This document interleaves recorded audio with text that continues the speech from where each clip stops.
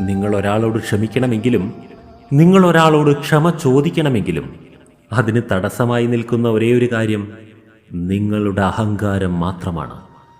എന്നാൽ ക്ഷമിക്കുമ്പോൾ നമ്മൾ ഒരു കാര്യം കൂടെ ശ്രദ്ധിക്കേണ്ടതാണ്.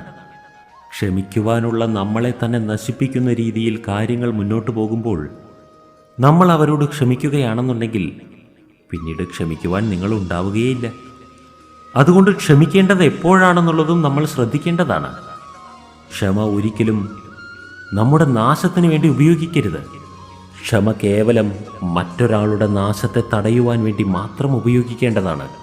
എന്നാൽ ആ ശ്രമത്തിനിടെ സ്വന്തം നാശം സംഭവിക്കുവാതിരിക്കുവാൻ പ്രത്യേകം ശ്രദ്ധിക്കേണ്ടതാണ്. അല്ലായെങ്കിൽ നിങ്ങൾ ഉപയോഗിക്കുന്ന ക്ഷമ അധർമ്മമായി പരിണമിക്കുന്നതാണ്.